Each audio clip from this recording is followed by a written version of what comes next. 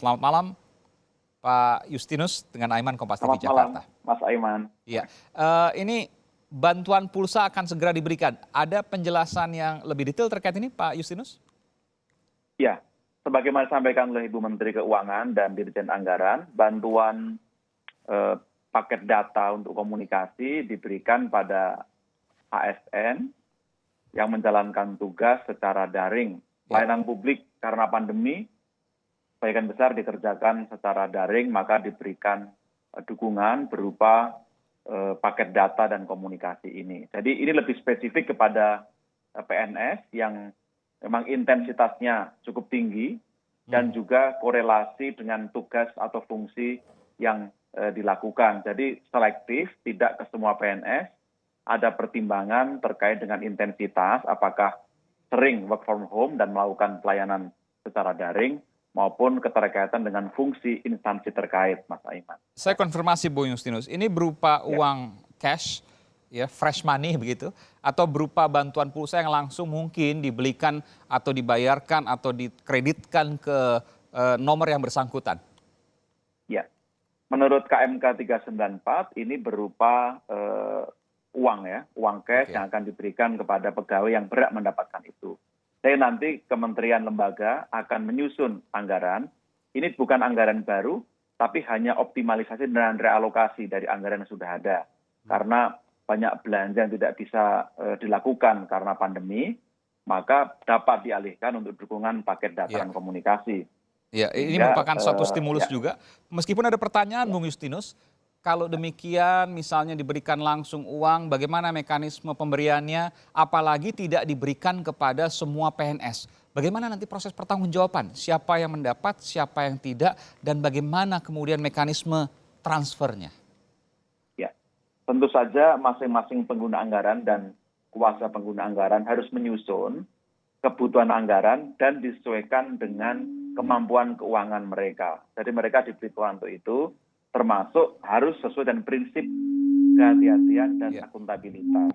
Maka dalam rangka transparansi dan akuntabilitas harus jelas siapa penerimanya, spesifik nama, jabatan, NIP dan lain-lain. Lalu termasuk fungsi supaya bisa di-cross-check apakah betul terkait dengan layanan daring. Dan itu nanti akan ditransfer langsung sebagaimana gaji tunjangan dibayarkan kepada para PNS selama ini, Mas Aiman. Oh, berupa tunjangan begitu ya? Betul. Jadi masuk ke dalam, saya harus katakan, slip gaji misalnya seperti itu? Ya, masuk dalam slip gaji dan masuk dalam rekening pribadi yang terdaftar di dalam bendahara.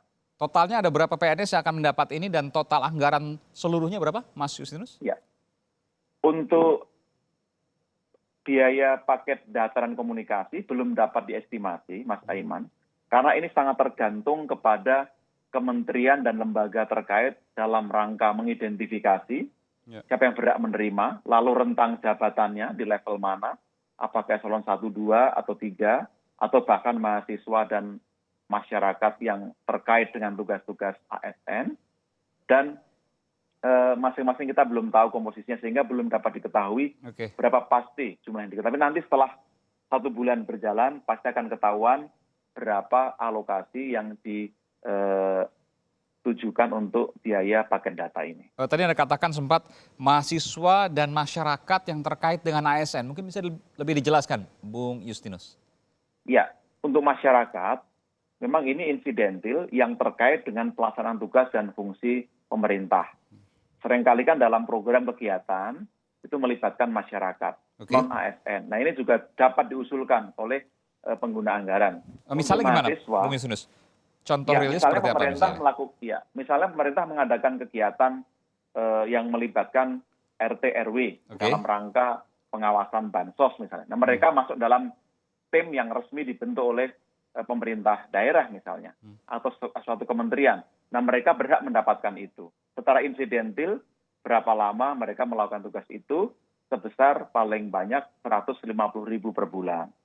Demikian juga untuk mahasiswa, Mas Aiman. Ini mahasiswa yang ada pada perguruan tinggi atau lembaga-lembaga kedinasan, itu dapat alokasi di sini, kecuali mereka sudah mendapatkan bantuan dari Kementerian Pendidikan dan Kebudayaan yang sebesar 6,7 triliun itu.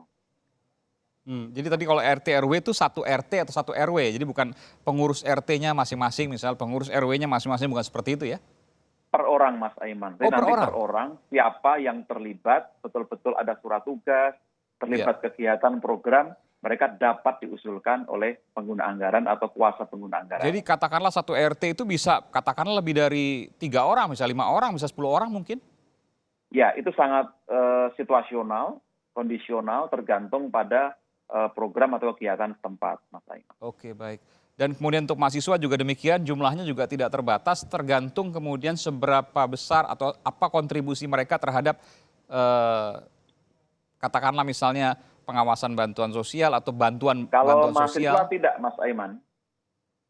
Kalau mahasiswa, sepanjang mereka mahasiswa aktif dan belum mendapat bantuan pulsa atau paket data melalui Kementerian Pendidikan dan Kebudayaan, Ya. mereka berhak mendapatkan ini.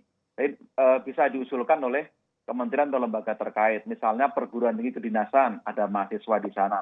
Atau perguruan tinggi negeri seperti UI atau UGM dan lain-lain juga boleh mengusulkan mahasiswanya. Nah, untuk mahasiswa swasta dapat diusulkan melalui skema dari Kementerian Pendidikan dan Kebudayaan. Mekanisme pemberiannya gimana Pak Justinus? Untuk mahasiswa seperti apa? Untuk RT RW tadi seperti apa? Kalau PNS atau ASN kan gampang ada slip gaji. Kalau mereka kan Ya. nggak ada.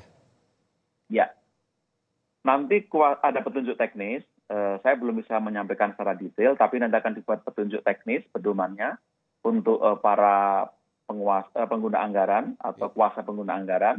Tapi intinya adalah akan diberikan kepada orang per orang, termasuk mahasiswa, itu akan diusulkan by name, by identity oleh instansi terkait, lalu nanti akan dibayarkan. Nah, pembayarannya nanti pasti akan langsung kepada bendahara atau kepada orang per orang. Oke. Nanti kita tunggu pedoman teknisnya, Mas Aiman.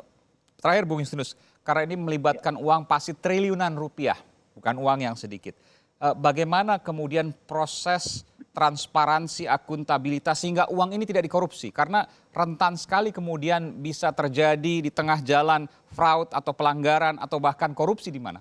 Yang kemudian bisa terjadi karena memang banyak sekali yang kemudian akan dibagi dan beberapa diantaranya bahkan tidak memiliki format formal seperti slip gaji dan lain sebagainya. Baik, Mas Aiman, ini concern yang sangat baik. Pemerintah memastikan karena semua ini adalah penggunaan uang negara melalui APBN, maka harus dipertanggungjawabkan. Jadi bendahara negara yang terlibat dalam hal ini para bendahara umum, kuasa pengguna anggaran harus berhati-hati, dipastikan maka di dalam KMK diatur prinsip tata kelola yang baik dan akuntabilitas. Itu untuk menjamin karena mereka harus menyusun anggaran dengan baik, merealokasi dengan baik, dan menggunakan dengan baik. Karena akan diaudit nanti oleh Inspektorat Jenderal masing-masing, oleh BPKP maupun oleh BPK. Dan kalau memang ternyata ada pelanggaran yang mengarah pada pidana korupsi, maka mereka akan berhadapan dengan aparat penegak hukum, Mas Aiman. Dan harus diingatkan pula bahwa korupsi di masa darurat atau wabah saat ini, pandemi, hukumannya adalah hukuman mati. Betul demikian? Betul, Presiden sudah mengatakan akan diancam dengan hukuman paling tinggi, hukuman maksimal, maka kami sangat berharap semua pihak yang terkait betul-betul bertanggung jawab dan sama sekali tidak ada moral hazard untuk itu. Baik, terima kasih Bung Justinus Prastowo, staf khusus Menteri Keuangan Republik Indonesia telah memberikan informasi di Sapa Indonesia Malam.